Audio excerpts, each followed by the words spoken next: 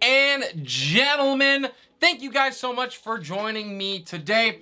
In this video, we are going to go over the top 24 options at quarterback. We're also going to look at the top 12 kicker options and cover some notable omissions in each section as well, so we can make sure you guys are fully prepared to dominate. Now, in week 16, if you were able to survive last week, congratulations. There were a ton of studs that ended up busting. There was COVID craziness and all of that. So if you made it past, well done. Let's continue to work to get those dubs. If you guys are new to the channel, welcome. Please like and subscribe. The support means the world to me. It helps me out a bunch on my road to get my first 100 subscribers. If you guys have any questions, please drop those down below or reach out to me on Sleeper. I'm available there as well. I would love to be able to help you out. With that all done, let's get into week 16's quarterback rankings.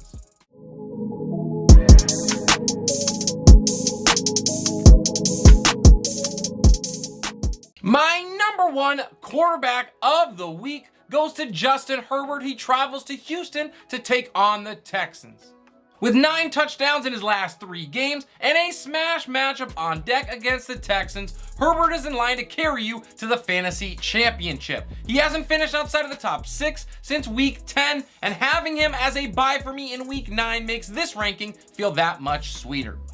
Next up at 2, it is Matthew Stafford, who travels to Minnesota to take on my Vikings. Now, Stafford also has 9 touchdowns in his last 3 games, and the Rams are riding high off of a huge divisional win against the Cardinals. A short week with Minnesota certainly is not ideal, but this matchup is. And there is no reason to think that Stafford can't throw another 3 against one of the league's worst defenses. At 3 and at home against Pittsburgh, it is Patrick Mahomes. Now, it took him a while to get going, and overtime obviously helped him to pad his stats, but Mahomes was able to finish with 410 yards and 3 scores against an elite Chargers secondary. Pittsburgh is anything but that. In the driver's seat for the top spot in the AFC, the Chiefs are going to continue to roll, led by Mahomes' arm. On absolute fire for over a month now, it is Aaron Rodgers at 4 against the Cleveland Browns. Now, the matchup here is actually not all that bad, and the way that Rodgers is playing, I'm not sure that it would even matter. The Browns are tied for the 4th most passing touchdowns allowed on this season, and Rodgers has 14 of those in his last 4, with at least 3 in every single one. He makes it 5 straight top 5 finishes here against the Browns. The Packers are locked in and to cementing that number 1 overall seed in the NFC, and Rodgers is going to make sure of it. Rounding out my top 5 at home against Indianapolis, it is Kyler Murray. Now, it certainly was not the boom game that most owners were hoping for against Detroit, but Murray was able to do enough to put up a top 12 performance in a shocking loss to the Lions. With a monster matchup here against Indy, who just smoked the Patriots, he's going to be relied upon heavily to carry that offensive load. I say he answers the call, and he does just that in a big way. Up next is Russell Wilson at home against Chicago. He is in at 6. And the Bears are a bottom 5 team in both points per game to quarterbacks and touchdowns allowed through the air. And Russ has been hot as of late. I believe that he continues to finish strong, and he shows the rookie on the other side how it's done. My 7th ranked player at home against the Giants, it is Jalen Hurts. First things first, the last time these two met up, it was not pretty for Hurts, who finished outside of the top 24 at the position. However, we have seen his ridiculous upside nearly the entire year, and Hurts is going to now be 4 weeks removed from that high ankle sprain, so his mobility should be much improved. He puts it all on the line as the Eagles fight for their playoff lives and produces big for managers. Moving on to 8, I have Joe Burrow at home against Baltimore. And Burrow certainly struggled last week in a difficult matchup, but this Ravens defense is a complete other story. They are decimated by injuries and just allowed a top 5 finish to Aaron Rodgers. They're reeling. Baltimore simply cannot match up with the weapons that Cincinnati has on the offside, and I think Joe Burrow is able to take full advantage. Falling down a little bit in my rankings, in at 9, I have Josh Allen traveling to Foxborough. Now, this is certainly going to be a different situation than back in week 13 when New England barely allowed Allen to finish as a QB2 on the week. I still think the Patriots are going to give him fits, but he has 6 touchdowns since that game, and he's going to have a few more here. He's finished inside of the top 6 in 4 out of his last 6 games, so do not overthink this. Tom Brady snatches the final spot in my top 10. He travels to Carolina to take on the Panthers. And if you are an owner of him and you survived the travesty against New Orleans, congratulations. You are rewarded here with another tough call, as the Panthers are top 5 in both passing touchdowns and points per game allowed to passers. I am firing up the GOAT again, but I can understand the hesitancy to do so. If I can help you out, the only 2 times that Brady has finished outside of the top 20 this season, he has responded with a top 3 finish. My 11th ranked player, staying at home against the football team, it is Dak Prescott. Dak has not been spectacular of late, to say the least, and his top 18 finish against the Giants was his best in the last 3 weeks. He's thrown for over 300 yards just once since week 6, and in a matchup with the football team 2 weeks ago, he barely finished in QB2 land. Yes, there is risk here, but his floor is decent, and we see the upside is top 3, where he's landed 3 different times this year. Plus, Washington still allows the most points per game to the position. My last QB1 in week 16, traveling to Cincinnati to take on the Bengals, it is Lamar Jackson. The Ravens should get Jackson back this week, and they need him badly. They have plummeted from the potential #1 overall seed in the conference all the way down to fighting for their playoff lives. Now, Jackson's return has to come with an increase in playing ability. He has struggled as of late. It is not going to be easy against Cincy, as they allow the 8th fewest points to the position, but I do believe that he answers the call in a must-win game for Baltimore.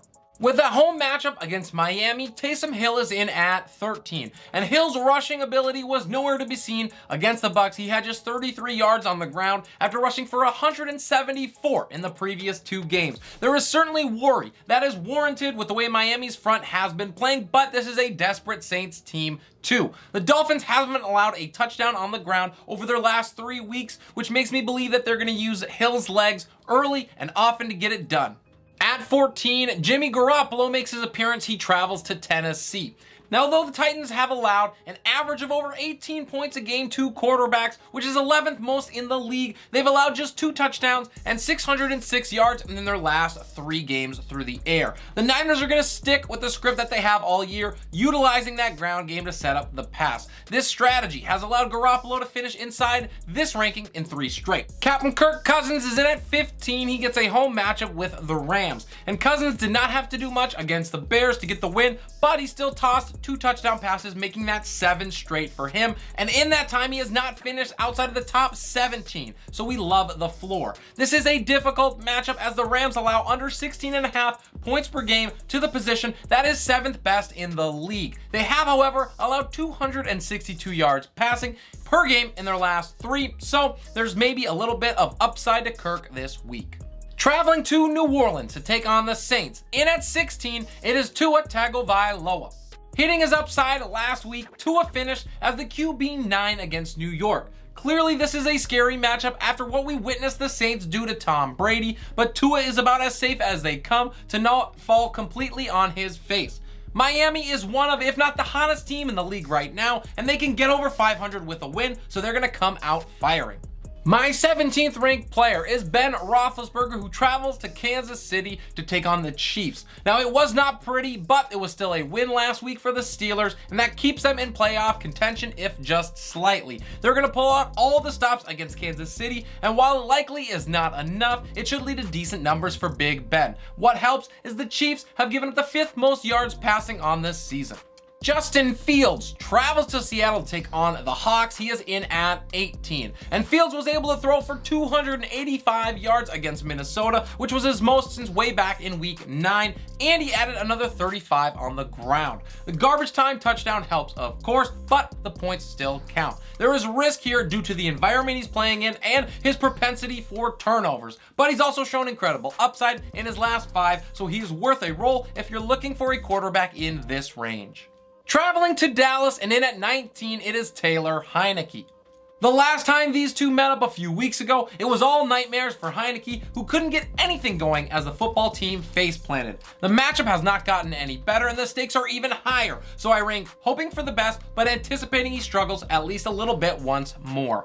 My 20th ranked player is Matt Ryan. He stays at home against Detroit, and the Lions have fighting him. I'm going to give him that, but they still hail from Detroit and they still have a defense ranked bottom 12 in passing yards allowed and points per game to quarterbacks. With weapons other than Cordero Patterson finally showing some life, Ryan has hopes of a decent day. Moving on to Carson Wentz, he's my 21st ranked player. He travels to Arizona, and game script meant that Wentz basically did nothing but hand the ball off last week to Jonathan Taylor against New England. He threw it a total of 12 times. Now, I do not believe that that completely works against this Cardinals front, and Jared Goff just tossed 3 scores against this team, so he has some upside. Speaking of Jared Goff, he's here at 22, he travels to Atlanta. And he has finished inside of the top 7 in 2 of his last 3, and this Atlanta defense gives up over 20 points a game to signal callers, which is second most in the league. Sure, he could certainly tank, but if you're looking for upside in this range, you can't find a better option. I can't believe I just said that. To my 23rd ranked player, it's Derek Carr, who stays at home against Denver. Now, Carr wasn't able to do a whole lot against Cleveland, and it gets even more difficult against a Broncos defense that is allowing under 15 points a game to quarterbacks. They've also given up just 2 passing touchdowns in the last 3 games, and both of those are top 3 numbers in the NFL. His floor is decent enough, so he's not going to kill you, though. The last player on my list before we get to notable omissions is Zach Wilson, who has a home matchup with Jacksonville. And welcome to the rankings, Mr. Wilson. With top 15 finishes in 2 out of his last 3 games and a decent matchup against the hopeless Jags, he is worth a look as a last resort. In an anything but epic overall number 1 versus overall number 2 pick, Wilson probably gets the better of Lawrence in this one. Into my notable omissions we go. I start with Cam Newton at home against Tampa Bay. Rushing for 46 plus in 3 out of his last 4 games gives him a decent floor, and Newton used it last week to rack up his second top 5 finish in 4 weeks. The problem is his range of outcomes is terrifying, as is his lack of a hold on the job from possession to possession. I am not risking it unless I have no other options, but desperation could pay off if you have to. Ryan Tannehill is another quarterback I am avoiding against San Francisco, and there's not really a good reason to keep Tannehill out of my rankings. The Titans and 49ers seem to be going in opposite directions, however, and with Tannehill failing to break 200 yards in 3 straight games, I just do not like him much this week. Baker Mayfield is the last quarterback that I am avoiding. He gets a home matchup with Green Bay. Now, Baker threw for under 150 yards against the dead-to-rights Raiders, so it's hard to trust him with a trip to the championship on the line. With quarterbacks out of the way, let's get into Week 16's kickers.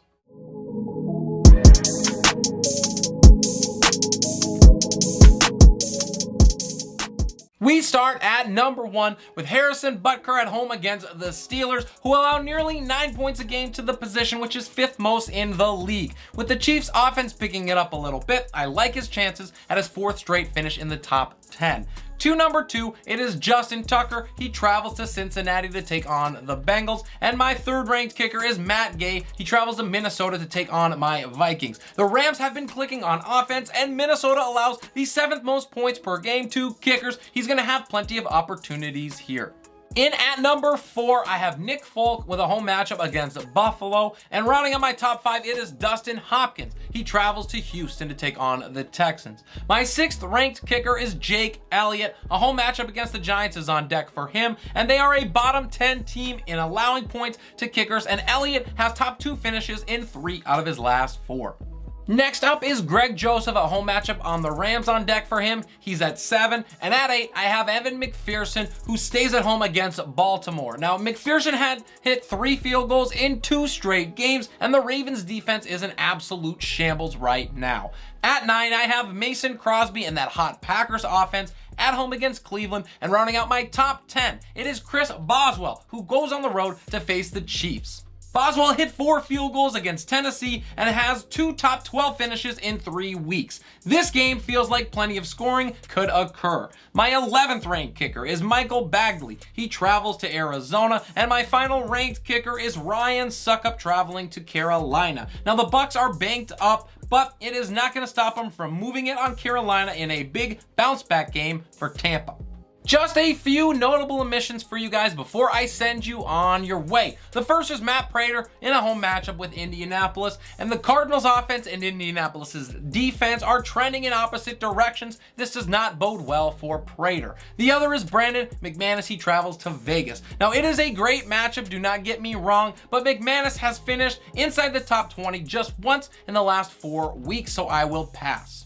And that will do it for me in Week 16's quarterback kicker rankings. Thank you guys so much for joining me. I really hope you enjoyed the content. As the week progresses, please reach out, drop questions down below. I'm available on Sleeper as well. I want to be able to help you out. It is a critical week as we push to get to the championship, so I want to be able to give you as much support as possible. If you are new to the channel, welcome, welcome, welcome. Please consider liking and subscribing. It means so much to me. It helps me out, enables me to do what I love so I can keep bringing you guys the content that you love.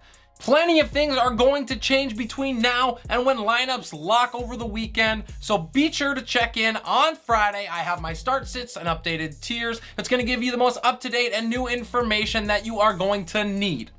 This is Relentless Press. I'm your host, Abraham Opatz, and we'll see you next time.